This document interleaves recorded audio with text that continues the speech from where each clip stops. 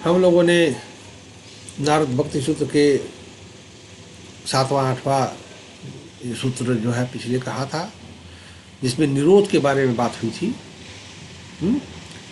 तो 8वां सूत्र था कि निरोधस्तु लोक वेद व्यापार न्यास, और भक्ति को कहा था कि निरोध स्वरूपा है, मतलब निरोध मतलब त्याग ही एक तरीके से होगा।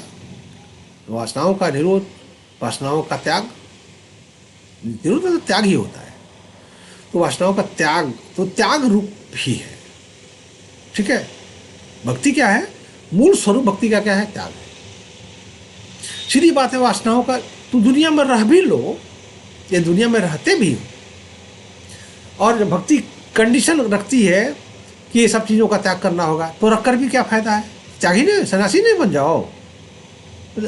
रहकर भी तुम क्या करोगे जब तुम्हारे पास जब सभी वासनाओं का तुमको त्याग करना ही है? तो जिद क्या है रहने की कि मैं घर में दुनिया में बैठा ही रहूंगा? तो त्याग ही कर लो ना, उससे बढ़िया। वो उसके लिए कह दिया गया है कि जो संसारी के, चलो भाई परिवार बाल बच्चों वाला है, तो उसके लिए का है चलो भाई इतना है तो चलो थोड़ा सा बने रहो उसमें, लेकिन ये तो करना ही पड़ेगा।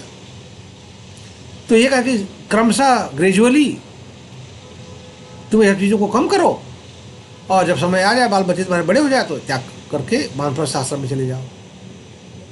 यही इसका उपाय है, दूसरा कोई उपाय तो है नहीं। तो आगे कहते कि त्याग जब हो जाता है तो भक्ति की सिद्धि कैसे होगी? पहला तो ये कंडीशन है कि त्याग करना होगा, इसे ऊपर जाना होगा, सब त्याग करके भक्ति में निष्ठा लेकर के उसमें समय देना होगा पूरा। फिर उस भगवान के प्रति अनन्य भक्ति की और प्राप्ति कैसे होगी? तो यहाँ लिखा है कि भक्ति की प्राप्ति के लिए वो परा भक्ति जो है, जो परा प्रेम है, उसकी प्राप्ति के लिए जरूरी है कि तस्मिन अनन्यता तद विरोधीसु उदासीनता, जैसे तो कहा गया है कि उसमें अनन्यता, उस परमात्मा में अनन्यता, उस इष्ट में अनन्य भाव, अनन्यता, और जो भी विरोधी भाव है उसके प्रति जो प्रेम और अनन्य भक्ति के जो विरोधी भाव हैं, उसको त्याग करना, उसके प्रति लड़ना नहीं, झगड़ना नहीं, उदासीन भाव रखना उसके प्रति। जैसे मान लो कि कोई वैष्णव भक्त है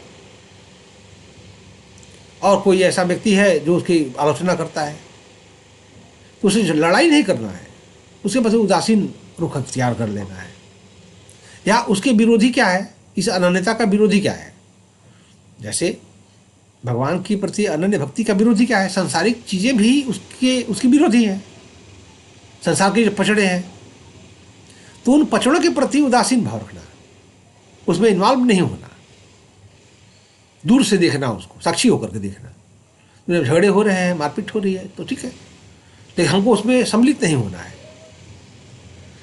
उदासीनता का अर्थ होता है कि इंडिफरेंट हो जाना, ठीक है, उदासीन भाव अख्तियार कर लेना। सुख दुख जो है दुनिया में चल रहा है उसके प्रति भी उदासीन होना, ठीक है।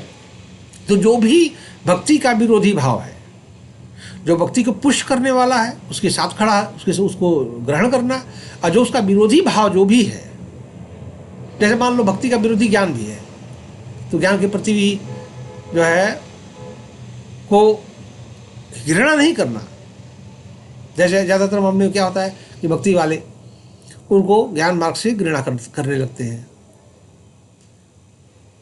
ज्ञान मार्ग से, ज्ञान मार्गियों से घृणा करने लगते हैं। नहीं, तुम्हारे लिए वो पुष्टकारी नहीं है, क्योंकि वो अद्वैत वेदांत की बात करता है, तो उसके प्रति तुम जो है ऐसा भाव, उदासीन भाव रख लो। लेकिन जब तुम्हारे भक्ति की सिद्धि हो जाए, ज्ञान जो प्राप्त होगा, तो तुमको भेद नहीं दिखाई पड़ेगा, तुम उसी अद्वैत वेदांत के भाव तक पहुँचोगे, उसी अद्वैत वेदांत के भाव को प्राप्त करोगे तुम। फिर तुमको समझ में आएगा वो बात, अभी समझ में नहीं आएगा। अभी तो पर्पज जो है भक्ति की सिद्धि है, कि भक्ति कैसे प्राप्त हो, भक्ति कैसे मिले। सिद्धि भक्ति की है, भगवान की सिद्धि नहीं करनी है, वहाँ सिद्धि भक्ति की करनी है। परानुरक्ति जो है वो भक्ति की सिद्धि करनी है हमें, कि वो हमें कैसे प्राप्त हो। वह प्राप्त हो गया तो पूर्णता हो गई, वही ईश्वर की प्राप्ति है। ईश्वर के प्रति जो अनुराग है, पूर्ण भक्ति है, वही प्राप्त करना है, वही ईश्वर की प्राप्ति है। वही ईश्वर की प्राप्ति कुछ है नहीं, वही फल है उसका। तो यहाँ कहा गया कि उसकी अनन्यता प्राप्त करने के लिए जो भी विरोधी भाव हैं, उन सभी भावों का के प्रति उदासीन रुख अख्तियार कर लेना। जब उदासीनता होती है जब उन चीज़ों के प्रति, तो उसमें आसक्ति, देखो राग और द्वेष दो बातें हैं, और उदासीन बीच रागता है। एक तो राग हो गया चीज़ों के प्रति, दूसरा घृणा हो गई चीज़ों के प्रति। जैसे गंगा के प्रति, गंगा पानी है, गंगा माता है, उसके प्रति भक्त का एक राग है, गंगा श्रद्धा का विषय है, ठीक है। सामान्य जल के प्रति उसे घृणा है, ठीक है। तो ये राग और द्वेष का मामला ये हो गया।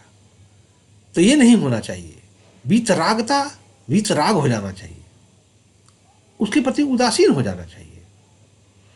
जैसे ज़्यादातर मामले में क्या है कि सेक्स है, सेक्स एक ऐसा विषय है, स्त्री संजोग ऐसा विषय है जिसके प्रति घृणा सिखाई जाती है। ज़्यादातर जो है, जो थोड़ा ज़्यादा मूर्खता वाला मामला भक्तों का है, भक्ति मार्ग में जो ज़्यादा मूर्ख हैं, वो क्या सिखाते हैं, उसके प्रति द्वेष, किसी के प्रति द्वेष सिखाते हैं। जबकि ये सिखाना क्या चाहिए, चूंकि स्त्री विरोधी है, भाव है, क्योंकि भक्ति में बाधक है वो, तो नारद कह रहे हैं कि उसे द्वेष नहीं करना है, उसके प्रति उदासीन भाव अख्तियार कर लेना है। लेकिन जब वो पुराणों में पढ़ोगे तो इसके प्रति द्वेष की तमाम बातें लिखी गई हैं, ऐसे भाव लिखे गए हैं जिससे जुगुप्सा पैदा हो, जुगुप्सा पैदा करने वाले भाव पैदा होंगे, ऐसी ऐसी बातें लिखी गई हैं। और यहाँ भक्ति शास्त्र में कहा गया कि नहीं, ये नहीं करना है, द्वेष नहीं करना है। यदि राग नहीं करना है, राग तो करना ही नहीं है, लेकिन द्वेष भी नहीं करना है, क्योंकि वो विपरीत भाव हो गया, वह फिर विनाशक हो जाएगा। तो यहाँ बीच रागता की बात कही गई है, बीच राग हो जाना उससे, और वो तब होता है जब उसके प्रति उदासीन हो जाओगे। न राग है न विराग है, दोनों ही नहीं है, उदासीन बैठे हैं हम, ठीक है। तो ये उदासीन जब भाव होती है तब उसके प्रति अनन्यता की प्राप्ति होती है, मतलब उसकी अनन्यता की प्राप्ति करनी है, और उसके लिए वितराग होना या उदासीन होना चीज़ों के प्रति, जो उसके प्रति विरोधी भाव हैं, जो भी भाव हैं भक्ति के, जो भी भाव विरोधी हैं। कोई दूसरा, जैसे एक संप्रदाय है, संप्रदाय के हिसाब से भक्ति है, वो देवता की भक्ति है, उसकी पूरी प्रणाली है, साधना विधि है। तो जो दूसरे हैं विरोधी भाव, उससे दूर ही रहना, घृणा नहीं करना कि दूसरे मतों के प्रति घृणा करना है, उनके प्रति उदासीन रुख रखना, ठीक है। तो रख करके आगे बढ़ना, अपने काम से मतलब है। फिर आगे जो लिखा गया है कि वह जो अनन्यता है भगवान में, जो अनन्य भाव है, अनन्य भक्ति है, वो जो अनन्यता है वो कैसे प्राप्त होगी। अन्याश्रयाणाम त्यागो अनन्यता, अन्याश्रयाणाम त्यागो अनन्यता। चूंकि अनन्यता कैसे मिलेगी कि यह सिर्फ मेरा ही है, वह सिर्फ मेरा है, दूसरा कोई नहीं है, वही मेरी निष्ठा है, वही मेरी गति है। तो वही मेरी गति है, वही मेरा सब कुछ है। इसके लिए आवश्यक है कि दूसरा कोई भी सहारा न लेना, कि यदि दूसरे पर सहारा लेते हैं, कुछ लेते हैं, तो उस पर आपको विश्वास नहीं है, इसका अर्थ है आपकी अनन्य भक्ति नहीं हुई। अनन्य भक्ति तो यह है कि उसके प्रति पूरी तरीके से आश्रित होना, उस ईश्वर के प्रति, वह जैसा करे। सर्वधर्मान परित्यज्यम मामेकम शरणम व्रज। तो सभी धर्मों का, हर प्रकार की, तो सबका त्याग करना है। यहां भी त्याग का बात है। अनन्यता जो है प्राप्त तभी होगी जब किसका, दूसरे आश्रयों का त्याग करना। धन पर आश्रय है, धन पर आश्रय होना, वो भी आश्रय है। आश्रम में आश्रय, आश्रम पर आश्रय, वही आश्रय ही है। दूसरे पर कोई देगा तो मुझे प्राप्त होगा, वो भी आश्रय हो गया ना, कि मेरा काम धाम पूजा पाठ तब चलेगा जब कोई देगा। नहीं, वो दूसरे पर आश्रय नहीं होना। दान मिलेगा तो मेरा काम चलेगा, नहीं। वह ईश्वर पर आश्रित होना, ईश्वर जैसे कर ले, तो ईश्वर पर पूर्ण निर्भरता, ईश्वर के अनुसार, ईश्वर जो जैसा कहेगा उसके अनुसार जो है अपने जीवन को चलाना। ईश्वर जो दे दे, ईश्वर नहीं भी दे सकता है, ईश्वर नहीं भी दे सकता है। ईश्वर टीचर है, सिखाया, वो तो अपनी प्राप्ति कराने के लिए तमाम बाधाएं भी पैदा करेगा। जब अनन्य रूप से उन पर आश्रित हो जाएंगे ईश्वर के ऊपर, तब ईश्वर उस आश्रितता की परीक्षा भी लेगा। और जब परीक्षा लेगा तो अनेक प्रकार के कष्टों का भी सामना करना पड़ सकता है। तमाम ऐसे भक्त हुए हैं, होते रहे हैं, जो तमाम कष्टों का जिन्होंने सामना किया है। जैसे तुलसीदास के बारे में भी आप कहें तो जब तक अनन्य जो रूप से आश्रितता जब वो राम पर उनकी थी, तो राम ने उनको बहुत सारे कष्ट भी दिए उसको पुष्ट करने के लिए। तो उनकी आश्रितता और पुष्ट होती गई, और जब पुष्ट हुई तब पूर्ण रूप से जब पुष्ट हो जाती है तो वह परमात्मा का जो है प्रकाश उतरता है। तो जब आश्रितता पूर्ण रूप से उन पर पूर्ण आश्रित हो गए कि नहीं अब तो आप ही हो, चाहे आप मार दो चाहे जिला दो, आप ही अंतिम गति हो। तो यह जो अंतिम बात है, जब ये बात जब अंदर आ जाएगी तो पूर्ण रूप से आश्रितता होगी, तब भक्ति की प्राप्ति होगी। भक्ति की प्राप्ति की यह शर्त है, ये सब शर्तें हैं। हम जो ये सूत्र कहे जा रहे हैं एक, वो भक्ति की प्राप्ति की शर्तें हैं। ये भक्ति की प्राप्ति की शर्तें हैं। जैसे ये शर्त है भक्ति की प्राप्ति करने की कि उतना ही कर्म करना है जितना हमको जीवन मात्र के लिए, भोजन के लिए और शरीर निर्वाह के लिए जो जरूरी है। जो शरीर निर्वाह के लिए जरूरी है उतना ही कर्म करना है, तब यह अनन्यता भी प्राप्त होगी, तब ये भक्ति प्राप्त होगी, नहीं तो प्राप्ति नहीं होगी। कि तुम्हारे लिए तो और प्रयोजन है ना, तुम्हारे प्रयोजन और है। जब पूर्ण रूप से अनन्य रूप से आश्रित हो जाओगे तो भाई भगवान फिर जो भी कर ले, भगवान जब कहता है कि योगक्षेम हम तो वो करेगा। लेकिन किसको करेगा? इसी को जो अनन्य रूप से उनका भक्त बन जाएगा, अनन्य भक्त होगा। अनन्य चिंतयन्तो माम ये जना परिउपासते लिखा है वहां ना, अनन्य चिंतयन्तो माम लिखा है, अनन्य रूप से जो चिंतन करने वाला है। तो अनन्य रूप से चिंतन करने वाला कौन होगा? जो अनन्य रूप से उन पर आश्रित होगा। अनन्य रूप से जो उन पर आश्रित होगा, तो पूर्ण रूप से आश्रितता उन पर करेगा, तब वो अनन्य रूप से चिंतन करेगा। वो आम आदमी के लिए थोड़ी कहा गया है, वह उन्हीं भक्तों के लिए कहा गया है जो अनन्य रूप से उन पर पूर्ण रूप से आश्रित हो गए हैं। तब उनकी केयर जो भी क्या उनकी जरूरत है, भगवान को पता है। भगवान डॉक्टर है, डॉक्टर को पता है कि कौन सी दवा देनी है उसको, रोगी मरीज है ये, इसको स्वस्थ बनाना है मुझे, इसको दीर्घायु प्रदान करना है मुझे, इसको इमॉर्टलिटी देनी है, इसको कौन कौन सी दवा की जरूरत है, कितना जरूरत है, वो ईश्वर को पता है। ईश्वर उतना देगा। अपेक्षा कोई नहीं रखनी है। क्या करनी है? अपेक्षा कोई नहीं रखनी है। तुलसीदास का एक चौपाई है, मुझे याद नहीं आ रहा है क्या है उस चौपाई में, का अर्थ यही है। वो कहते हैं कि अब तो भगवान ही है, वही बना दे जो बना दे, बिगाड़ दे भी तो कोई बुरा नहीं है। भगवान है, बनाना हो जो बनाना हो, भगवान राम ही बनावे, राम ही को बनाना है, तो जो बनाना हो बनाए, बिगड़ना हो तो बिगाड़ दे, बिगाड़ देगा तो भी कल्याण ही है, पूर्णता ही है। यदि भगवान बिगाड़ भी देता है तो पूर्णता ही है। भगवान यदि नरक में भेज भी दे तो पूर्णता है।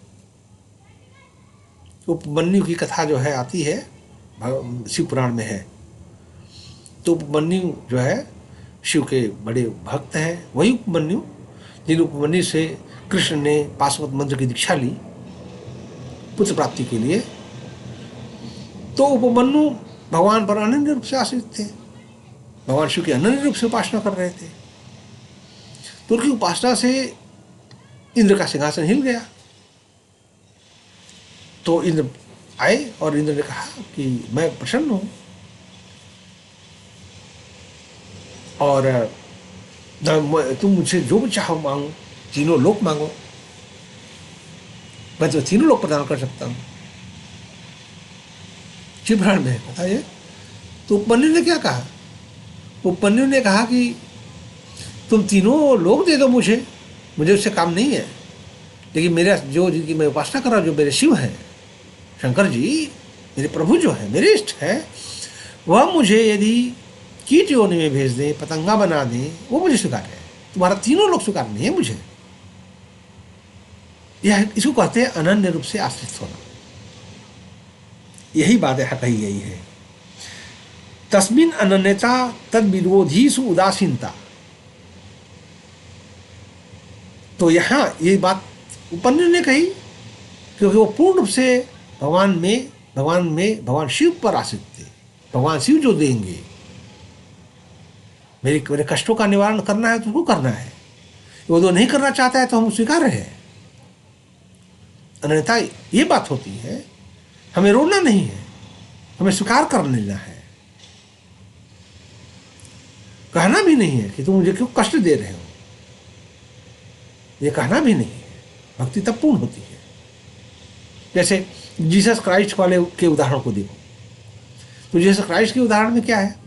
अनन्यता तब होती है, पूर्ण भक्ति की उपलब्धि तब होती है, इमॉर्टलिटी की प्राप्ति तब होती है। चोरों के बीच में सूली दी रही है, चोर है दोनों तरफ, बीच में जीसस क्राइस्ट है, सूली दी जा रही है। और वो कह रहे कि ये अपने को शिव ईश्वर के पुत्र कह रहे हैं, और देखो चोरों के बीच में हम तो चोर हैं, हमारे इनमें क्या भी अंतर है? कोई अंतर नहीं है, हमारे साथ भी को दी जा रही। बड़ा उनका अपमान कर रहे हैं सब, दोनों चोर, और इनको सूली दे दी गई है। और जो इन्होंने सहन किया और भगवान को स्मरण किया इन्होंने, ठीक है। लेकिन एक बार उन्होंने कहा, पहली बार, कि हे प्रभु, ये क्या करवा रहे हैं आप मुझसे? आप कहाँ हैं? मेरे कष्ट, मेरी ऐसा। फिर सडनली उनको रियलाइज हो कि नहीं, तुम्हारी मर्जी। तब तुम्हारी मर्जी जब सवाल आया तो इमॉर्टलिटी उनकी, तब क्या हुई? तब उनकी इमॉर्टलिटी की प्राप्ति हुई, जब उन्होंने दूसरे पल ये कहा कि नहीं, तुम्हारी मर्जी, ये तुम कर रहे हो, तुम्हारा काम है, तो तुमने किया है, ये मेरा क्या है इसमें? मैं तुम्हारा भक्त हूं, तो तुम यदि जैसी स्थिति में रख दो मुझे, वो तुम्हारा, तुमको सब पता है मेरे बारे में। तो उस ईश्वर को उन्हें इमॉर्टल करना था जिसको, तो वो उस लेवल पर लेकर गए, दुनिया को दिखाने के लिए कि देखो मेरा भक्त ऐसा है। वही बात, सेम बात, उदाहरण आप देखोगे तो पुराण में भी है।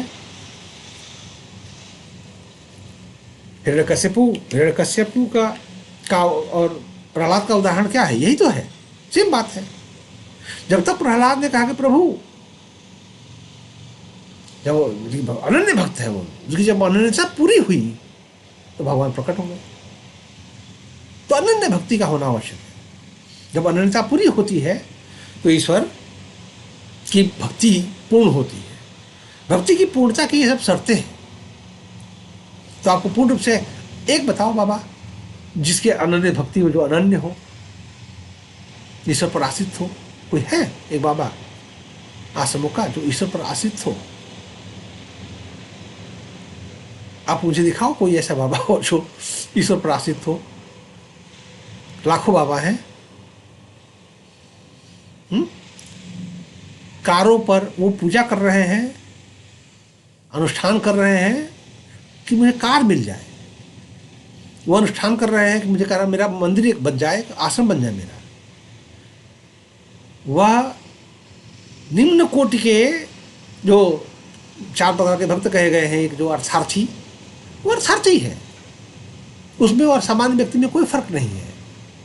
वैसे सामान्य व्यक्ति के पास उतना समय नहीं है कि वो अपने सामान्य कार्यों में 10 घंटे का अनुष्ठान कर पाए धन प्राप्ति के लिए। वो चूँकि खाली है, उसको साधन भी मिल गए हैं, लोगों के दान के पैसे मिल गए हैं, तमाम चीज़ें हैं, तो वो अनुष्ठान कर सकता है धन प्राप्ति के लिए।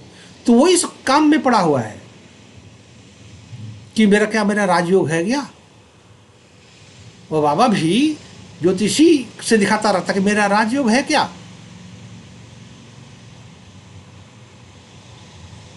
ज्योतिषी वो भी दिखाता है कि मेरे राजयोग है कि। तो ये इंपॉर्टेंट बात है समझना कि राजयोग है या नहीं। अब ये बाबा को जो भक्त है रियल में जो भक्त है, उसको जरूरत है क्या इसकी, राजयोग की। उसका राजयोग तो उसका ईश्वर ही है। ईश्वर से बड़ा राजयोग देने वाला कौन है? क्या ध्रुव को उन्होंने नहीं दिया? क्या प्रहलाद को नहीं दिया? प्रहलाद तो राजयोग मांगने भी नहीं गया था, वो तो अनन्य भक्त मात्र था, और उसको कोई कामना भी नहीं थी राज की। पुराण में तो ये कहा गया ना, पुराण में है ना वो कथा कि प्रहलाद को तो अनन्य भक्त है, उसको तो कोई कामना ही नहीं शेष थी। लेकिन भगवान ने कहा कि नहीं, मेरे लिए, तुम मेरे लिए राज्य करो, मेरे लिए करो। तुम्हारी इच्छा नहीं है, लेकिन मैं चाहता हूं कि तुम राज्य करो। ठीक है। और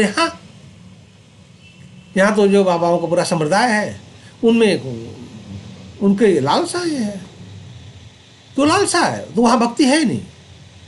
तो कोई भी आश्रम ऐसा नहीं है जो भक्ति या ज्ञान इन दोनों किसी मार्गों पर चल रहा हो। उनका पर्पज, वो साधना उपासना का पर्पज भी वो तमाम तंत्र मंत्र कर रहे हैं, करके तमाम सिद्धियां प्राप्त करने का प्रयास करते हैं कि मैं ये कर लूँ, श्री विद्या की उपासना कर लूँगा तो मुझे धन ही धन हो जाएगा। दुनिया को वैभव दिखाने का कि मैं मेरे पास बहुत है, देखो मेरे पास वैभव। अच्छा, वैभव दिखाना वह आधार बन गया है। जिसके पास धन है भैया, वही शायद वही भगवान को जानने वाला होगा, जिसके पास पैसा है। अरे अंबानी के पास पैसा है,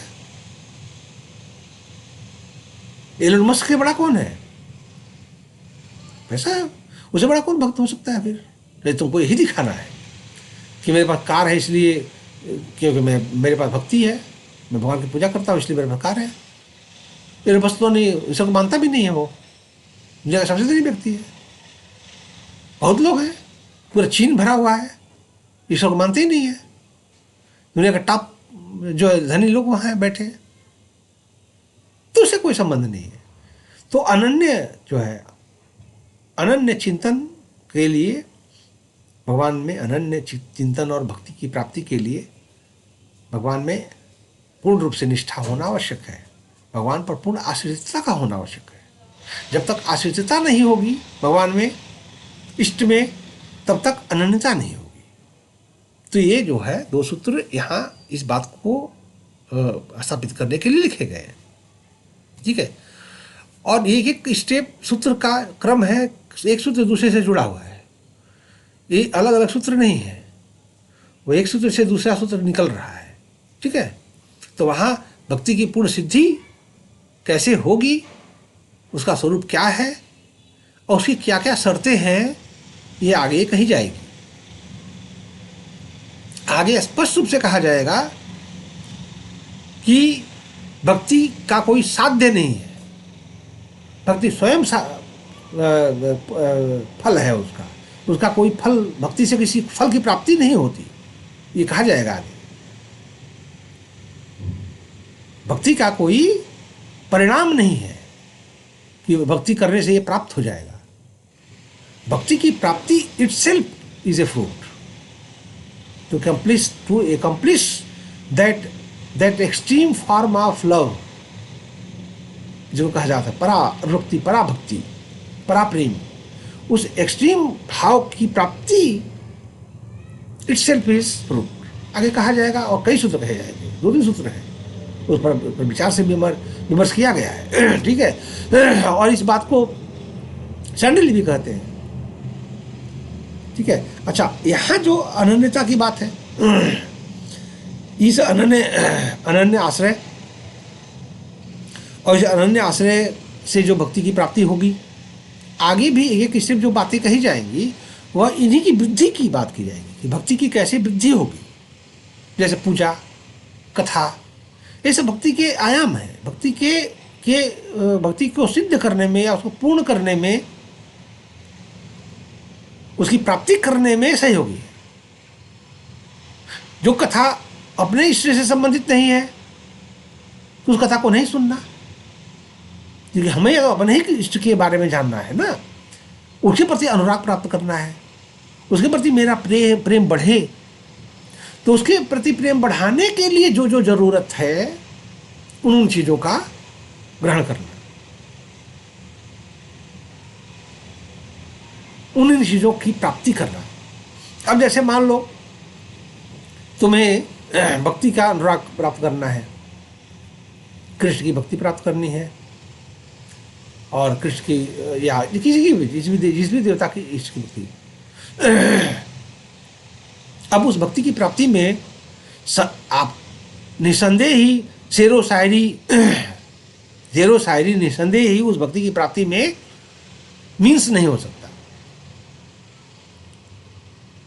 जैसे मुरारी बापू करता है, ठीक है, या अल्लाह अकबर करता रहता है वहां पर, निश्चय है उस भक्ति में, जिस भक्ति की बात की जा रही है यहाँ, जिस अनुराग की बात की जा रही है, जिस फॉर्म की बात की जा रही है, साथ में जिस भक्ति की बात करिए, भक्ति का एक फॉर्म भी है ना। यहाँ जिस भक्ति की बात की जा रही है, वैदिक धर्म से संबंधित है ये, जो जिस स्पिरिचुअलिटी की यहाँ बात है, जिस स्पिरिचुअलिटी का जो उसका स्वरूप है, और उसकी जो भक्ति है यहाँ, उसका जो प्योरिटी है अध्यात्म की, उसके लिए ये सब चीज़ें यदि उसमें प्रविष्ट होती हैं तो उसको करप्ट करेंगे, उस भाव को करप्ट करेंगे, उस प्योरिटी को, जो उसकी पवित्रता है, उसकी पवित्रता को खत्म करें। शेर शायरी आएगी, उसमें बता रहा इष्ट से अल्लाह अकबर कर रहे हो। रजोगुणी जो शेर शायरियाँ हैं, जिनका स्वरूप रजोगुण है, जिसमें रजोगुण से संबंधित अभिव्यंजना है, उनको उसमें बोलोगे, कहोगे तो वो रजोगुण बढ़ेगा, रजोगुण की बातें होंगी ना। वो काम, उसमें कामना वाली बात है। ज़्यादातर शेर शायरी जो है इस्लामिकों की, वो रजोगुणी है, वो काम केंद्रित है, काम आधारित है, चाहे मीर तकी मीर हो, चाहे गालिब हो। कुछ एक ऐसे हैं उनके शेर जिनको कहा सकते हैं जिसमें चलो थोड़ा सा सूफियाना अंदाज है, ठीक है, तो ये थोड़ा स्पिरिचुअल कंटेंट है उसमें,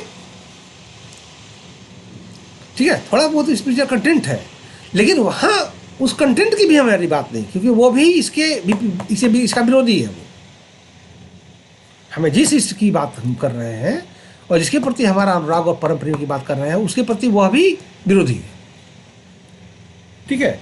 तो यहाँ पूर्ण रूप से उस ईश्वर के जिसकी उपासना की जा रही है, क्योंकि हमारे यहाँ संप्रदाय हैं, तो संप्रदाय के इष्ट है, देवता हैं वो, उनका पूरा एक लिटरेचर है, ठीक है। शैव संप्रदाय है तो शैव धर्म का एक पूरा लिटरेचर है, वैष्णव संप्रदाय है तो उसका एक पूरा लिटरेचर है, वैष्णव संप्रदाय में जो संप्रदाय है उनका भी अपना लिटरेचर है। तो उसका जो उस लिटरेचर का जो भाव बना हुआ है, उस लिटरेचर ने जो फॉर्म विकसित किया है, ऐसे समझो कि मान लो कि बल्लभ संप्रदाय है, तो उस बल्लभ संप्रदाय ने जो डिवोशन का या जो भक्ति का फॉर्म, जो उसका फॉर्म जो डेवलप और विकसित किया है उसने, उसके हिसाब से उसके पास उसके अपने टेक्स्ट है। तो उसको यदि उसी के हिसाब से जाना है आपको, तो उसके टेक्स्ट के हिसाब से आपको जाना होगा, जाओगे तभी वहाँ उस बात को तुम रियलाइज भी कर पाओगे। चैतन्य ने जो चैतन्य का जो मामला, जैसे चैतन्य है, अब चैतन्य के साथ क्या है, चैतन्य में भी ये खास बात थी, जैसे ये जो सूत्र कहा गया है, तस्मिन अनन्यता तद विरोधी सु उदासीनता, तो ये उदासीनता की जो बात थी, तो वो कोई ऐसी चीज सुनना पसंद नहीं करते थे जिसमें कृष्ण की बात न की गई हो, ठीक है। और वो लिटरली भागवत पुराण की जो कथाएं हैं, उन कथाओं को लिटरली वो जीने लगे थे, जीते उसको मानसिक धरातल पर जाकर के रिकंस्ट्रक्ट करना, उसको रिकंस्ट्रक्ट करते थे और उसको वहां अपने को प्रक्षिप्त करते थे उस कथा में। जैसे मान लो कि एक परिदृश्य है भागवत पुराण में, मान लो कि कृष्ण गोचारण करने के लिए जा रहे हैं, बाल रूप है कृष्ण का, सखा है साथ में, गोप है, और वो गोचारण कर रहे हैं या गोचारण से लौट रहे हैं घर की तरफ, गोधूली की बेला है। तो इस पूरे टाइम परिप्रेक्ष्य को का चिंतन, उस पूरे परिप्रेक्ष्य का जो कथा जो संदर्भ है उसका चिंतन, उसमें अपने को प्लेस करना कि मैं भी गोप हूं। फॉर एग्जाम्पल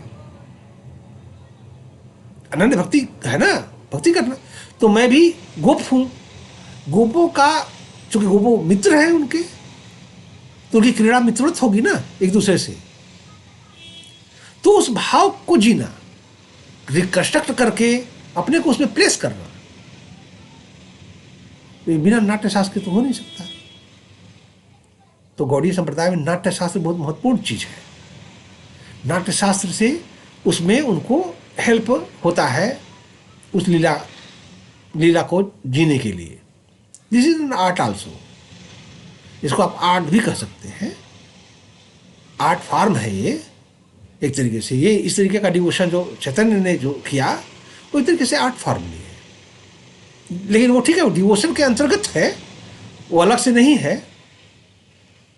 डिवोशन के अंतर्गत वो बात विकसित हो गई है, लेकिन है वो आर्ट फॉर्म।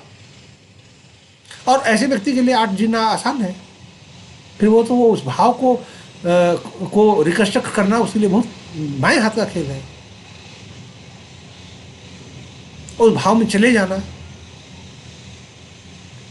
और फिर उस स्पीच को भी उसके अनुसार भी अपनी बातें करने लगना, भाव भंगिमाएं प्रदर्शित करना। जैसे मान लो राधा भाव को जिएगा कोई, फॉर एग्जाम्पल, तो राधा तो एक स्त्री है और फेमिनिन है, तो फेमिनिन चित्त का होना आवश्यक है। डिवोटी को फेमिनिन चित्त होना पड़ेगा, और फेमिनिन चित्त होना होगा तो स्त्री की जो कोमलता है, स्त्री का जो पूरी भंगिमा है, उसको सीखना भी होगा। अपने आप तो आ नहीं जाएगा, अपने आप थोड़े आ जाएगा, वो धीरे धीरे उसकी नकल करनी पड़ेगी। तो ये नाट्य शास्त्र के द्वारा वो नकल करने का प्रयास करते हैं। साड़ी उड़ी पहनते हैं, फिर बिंदी लगा करके भाव भंगिमा, धीरे धीरे भंगिमाएं आने लगती हैं। ठीक है, ये भक्ति का भी एक संदर्भ है, भक्ति में भी ये भी आता है। तो खैर उस पर आगे चर्चा जब सूत्र आएंगे, जब आगे के सूत्र जब आएंगे तो यह सब चीज़ें चर्चा वहाँ भी होंगी। लेकिन यहाँ तो फिलहाल जो दो सूत्र थे उसमें भगवान के प्रति अनन्यता और अनन्यता की प्राप्ति कैसे होगी। प्राप्ति होगी जब पूर्ण रूप से भगवान पर हम आश्रित हो जाएंगे। तो पूर्ण रूप से भगवान पर आश्रित हो जाइए। सर्वधर्मान परित्यज्य मामेकं शरणं व्रज। ठीक है, और आगे के सूत्र उसके बाद हम करेंगे।